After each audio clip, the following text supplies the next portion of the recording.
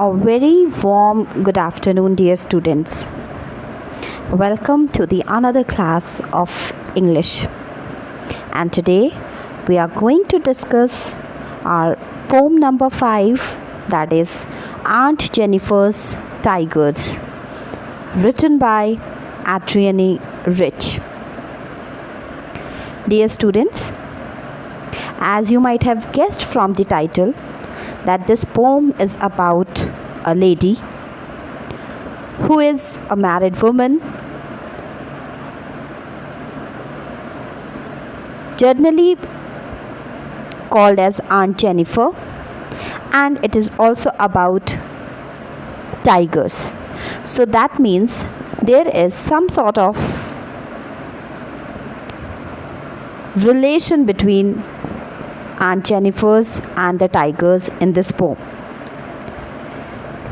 Before we proceed further, I just want you to know about the poet. The poet of the poem, Adrienne Rich. Adrienne Rich, she was born in Baltimore, Maryland, USA. She was born in the year 1929 and she died on 27th March 2012.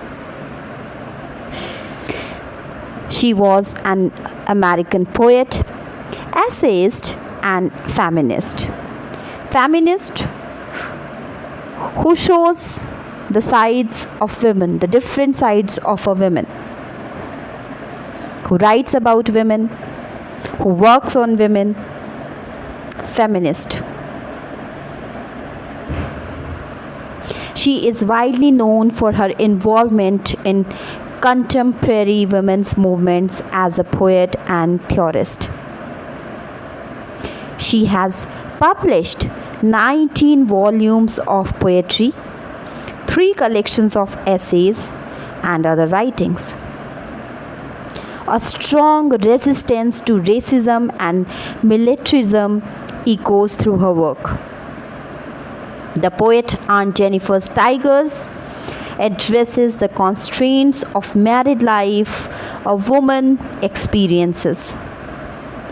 Adrienne Rich reveals how a timid person like Aunt Jennifer creates energetic, chivalric tigers. Aunt Jennifer undergoes bad experiences in her married life.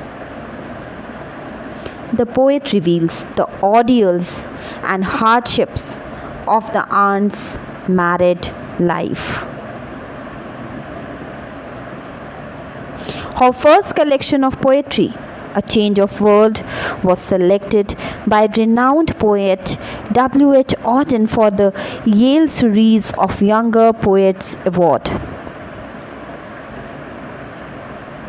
She famously declined the National Medal of Arts, protesting the vote by House Speaker Newt Gingrich to end funding for the National Endowment for the Arts. She has published 19 volumes of poetry, 3 collections of essays, and other writings.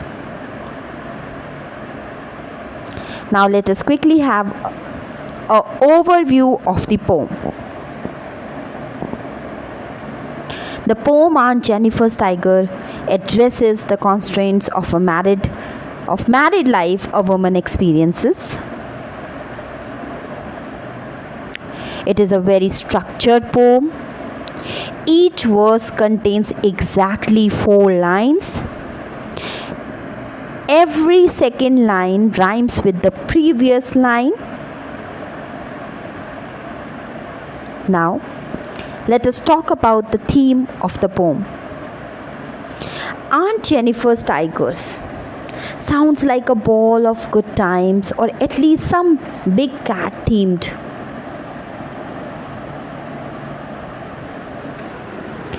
Excitement. In reality, though, it's about a woman whose life has been restricted by the patriarchal. What is this patriarchal? Patriarchal means a male dominated society in which she lives. So there is a very good word which you can use in your writing, that is patriarchal. Okay. In Aunt Jennifer's Tigers, the limitations that bind Aunt Jennifer in life don't bind her in art. There is a complete contrast in the art which she creates and the life she lives. Aunt Jennifer's needlework allows her to experience a world of deep green forest and prancing brave tigers. Prancing means, dear students, to jump. Jumping tigers. Okay? That is incredibly different from the one that is way down by the sadness and strictures of her marriage and her gender. Art in this poem is a kind of freedom accessible to everyone, even the disempowered. The speaker imagines that the tigers will continue prancing after Aunt Jennifer's death, and thus Aunt Jennifer will be able to live on through her art.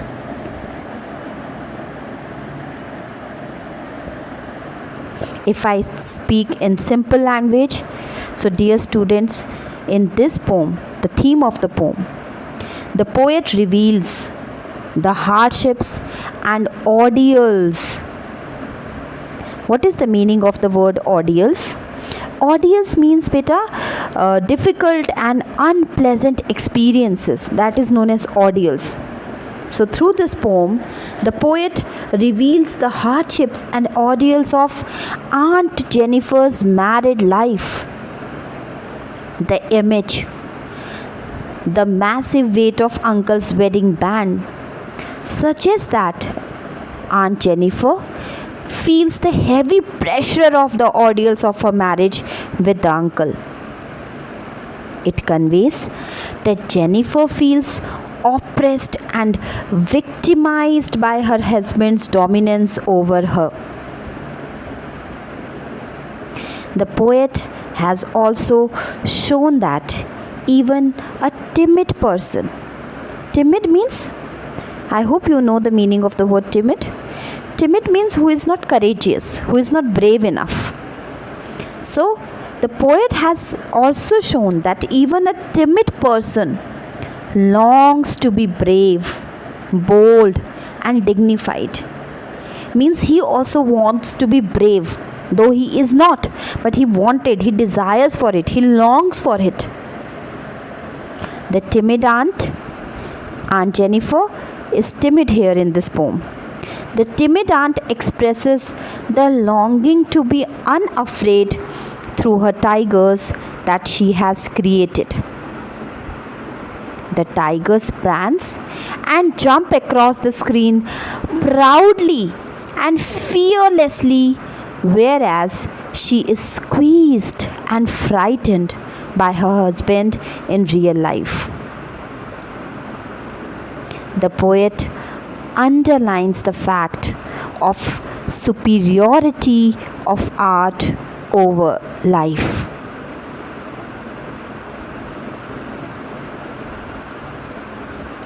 Now, let us begin with the explanation of the poem. Now, let us see stanza 1. So, I hope you got some idea about the poem. It is about a lady whose name is Aunt Jennifer, and she is embroidering something which we are going to explore when we will read the poem.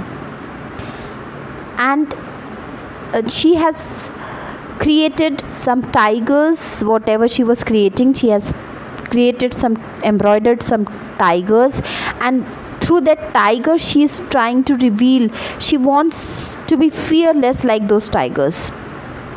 Okay, so now let us have a look at the very beginning, first stanza of the poem.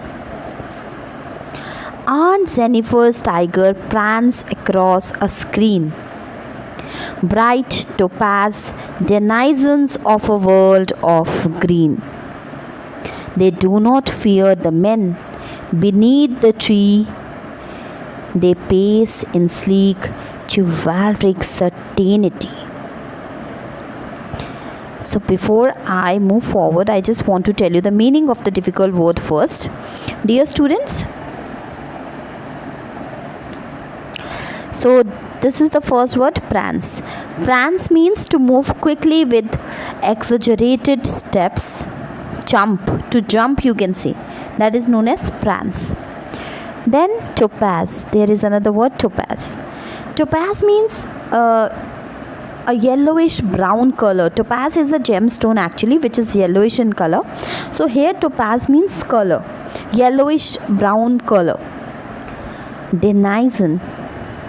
Denizens means inhabitants, citizens. Denizens means inhabitants or citizens. Beneath, I hope you all know the meaning of word beneath. Under something or somebody, below something, that is beneath. Sleek here means elegant. And then there is another word, chivalric. That means polite and honorable, gallant. Okay, so now let me explain you what's happening in this very first stanza. Let's see.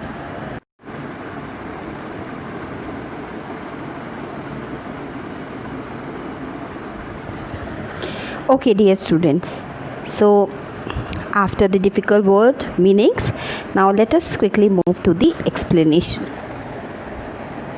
Dear students, as you can see in the very first stanza, the poet is talking about a lady whom she addresses as Aunt Jennifer. Aunt Jennifer is doing something, and basically she is embroidering a piece of cloth. Okay, so she is doing embroidering. It could be a tablecloth or a wall hanging, but clearly nothing has been mentioned in the poem. The pattern shows tigers who are moving and jumping around all over the fabric. The pattern means the embroidery pattern shows. What does it show? It shows animals. And which animal? Tigers. Prance, as I told you, jumping. So all across the scene here means around all over the fabric, the tigers are jumping and moving. Bright topaz denizens of a world of green. Bright topaz denizens, this is an image, a symbol which is used for tigers. They have yellowish body, brown yellowish body with black linings in them, and denizens means inhabitants, citizens of a world of green. World of green means forest. Okay, so they are bright yellow in color, like the color of the topaz stone. So here a use of a metaphor you can say. The dense green forest background is their home, world of green. Okay, they do not fear the men beneath the tree. Tigers are the proud and fearless citizens of the forest. Okay, they do not fear. They are fearless. They do not fear the men beneath the tree. They do not fear the men. They pace in sleek, chivalric certainty. Means the tigers look elegant, shining, full of the gentleman's grace. Here, dear students, there is a contrast between Aunt Jennifer and her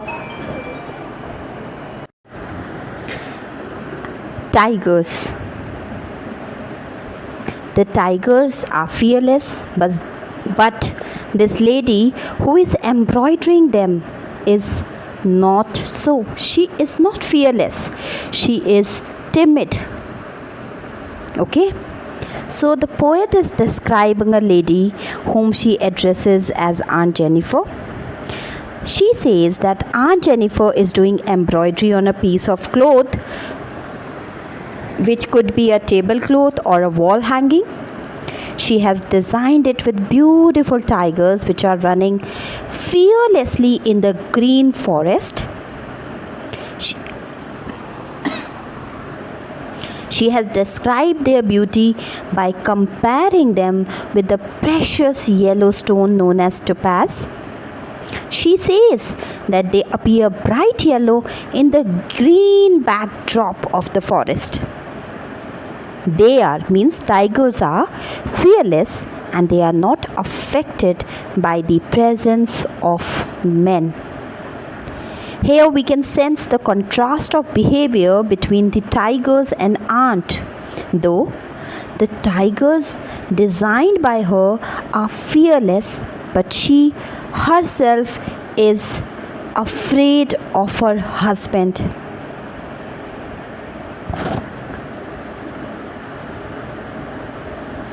Further, the poet says that the tigers are proud and fearless citizens of the forest. They are very shiny and elegant. So, dear students, can you please let me know the rhyming scheme of the poem? It's not written in free verse, it has a definite rhyming scheme. If you can see this word screen, it's rhyming with green. So here A, then tree and certainty. Okay, so beneath the trees the peace and sleek chivalric certainty. Okay, so B, right? So the rhyming scheme of this stanza is A, B. Then there is the literary devices which are used here are anaphora. Where anaphora is used? Here. This is anaphora. They do not fear. It's starting from they, and the again the very next line, the consecutive line is again starting from they, the same word. So here there is anaphora. Anaphora is used here. Then metaphor is also used, where the use of topaz is done by the poet to describe the yellow colors of tigers. So bright topaz denizens. Here it is metaphor.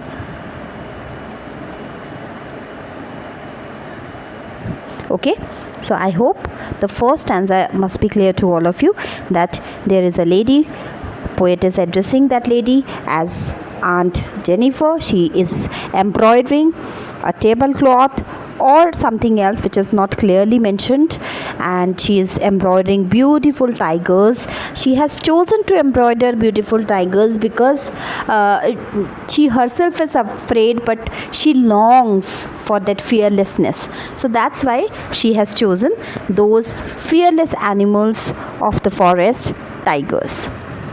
Okay, now let us move to the stanza 2. So before moving, we can let's quickly have a look for your reference summary of stanza 1. The first stanza opens with Aunt Jennifer's visual tapestry. Tapestry means embroidering of tigers who are fearless of their environment. Then bright topaz denizen of a world of green evoke an image that these regal tigers are unafraid of other beings in the jungle. Bright here signifies they are powerful and radiant persons. There is a sense of certainty and confidence in the way these tigers move. When they move now, they move very gracefully. There is a word chivalric, that means gallant, polite, honorable, gracefully.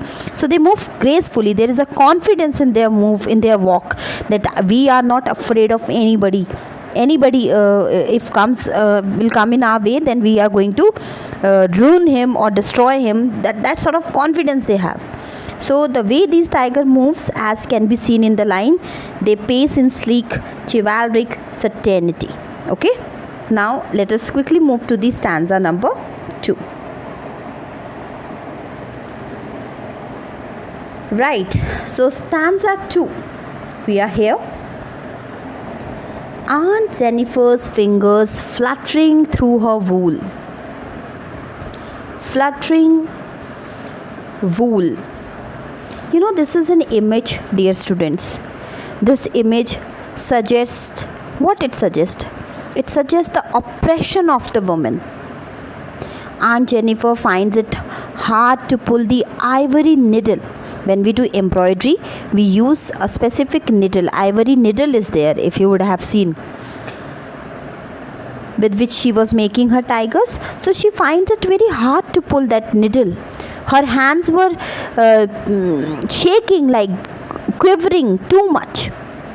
The heavy weight of the marriage band that associated with her husband sits heavily upon her hand. She feels oppressed by that weight of that ring, that band. She is so frightened that her fingers find it difficult to carry the weight of the wool. Wool is very light in weight. Wool is very light in weight. And see, her hands were unable to deal with that wool, unable to pull that wool, that needle. So that means she is having a lot of pressure on her, a lot of burden on her. Now let us see first. Aunt Jennifer's fingers fluttering through her wool find even the ivory needle hard to pull. The massive weight of Uncle's wedding band sits heavily upon Aunt Jennifer's hand. So before we move forward, let me quickly tell you the meaning of the word fluttering.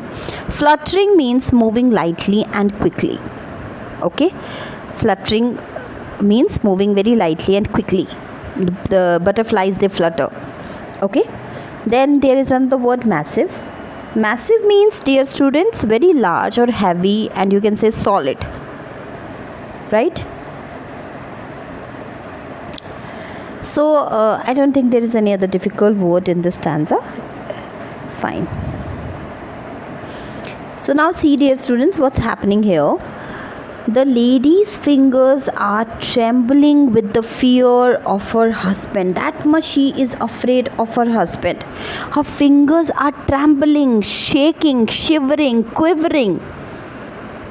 She is pursuing her hobby in her free time. Embroidering is her hobby, is the hobby of Aunt Jennifer. And she is pursuing her hobby in her free time, but probably she is still afraid of her husband who could scold her. Okay? She is afraid that my husband, if he will see, then he will scold me. Her fingers are so tired of working endlessly all her life. The needle is also heavy for her to pull out of the cloth. The words Uncle's wedding band, as the band was bought by her husband, it is his till today. The lady is dependent on her husband. She is still burdened by the weight of the ring. Weight means here the encirclement or trapping that has fallen upon her by getting married to such a man, to him. She has been burdened by the obligations of married life. She has become the man's property, you can say. She has been living a demanding life, due to which she has worn out in her old age. She is totally shaken, broken. She is not having any feelings. Uncle's wedding band. Here there is a word, Uncle's wedding band. If you can see, it's here. Sorry. Uncle's wedding band. Bache, this is a symbol used by the poet, which conveys that Aunt Jennifer is oppressed, terrified, and she is squeezed by her husband's dominance over her. Uncle's wedding band. It is a symbol which shows that Aunt Jennifer is highly oppressed by him. Okay, so this is a symbol used here. Now let us see. Aunt Jennifer's fingers fluttering through her wool. So when she is doing this embroidery, her hands are, her fingers are fluttering, are shaking terribly. The poet is trying to describe the fear of Aunt Jennifer towards her husband in this stanza. She says that while she is doing embroidery, her fingers are quivering with fear of her husband in the first line. find even the ivory needle hard to pull. Her husband doesn't approve of her hobby of embroidery. Therefore, she trembles while she is embroidering the piece of cloth. उसको पता है कि मेरे husband को if my husband will get to know about this thing, he is going to scold me, and that is why she is trembling. It has become difficult for her to pull her needle up and down. इतना fear है उसको. The massive weight of uncle's wedding band. Then she describes the wedding ring, which was given by uncle to Aunt Jennifer on their wedding day. She says that it is a kind of burden for her to wear this ring. Though she is wearing that ring, but she feels like she is carrying a burden. She is not enjoying that ring. She is not happy with that ring. She feels a lot of burden because of that ring. That ring has bind her, you can say, in that marriage. The massive weight of uncle's wedding band sits heavily upon Aunt Jennifer's hand.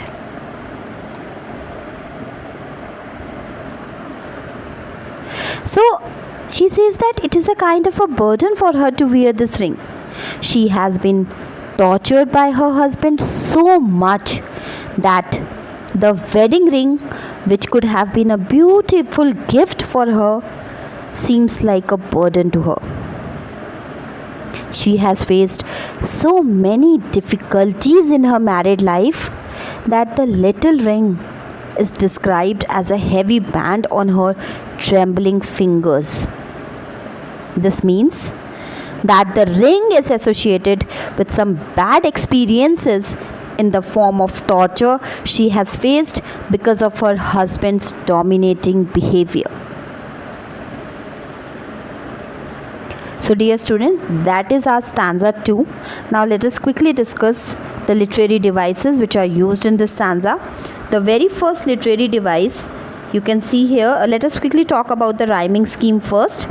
If you can see wool and pull, so again A and A, band and hand, B and B, right? So the rhyming scheme is A, B, B. Further, I don't think there is any other. Yes, we have alliteration in this. Where alliteration? Here. Fingers fluttering. So here, dear students, alliteration. Fingers F, fluttering F. So alliteration is being used. F sound is repeated in finger fluttering. So the figure of device, the figure of speech which is used here is alliteration. So I think for today the 2 stanzas are enough. Remaining 2 stanzas I am going to send in my next video. This is really an emotional poem and a sentimental poem, and it talks a lot about women. I want you all to please read it, feel it while reading, and bring a change. Please bring a change. The responsibility lies on your shoulder now. Thank you. Jai Hind, Jai Bharat.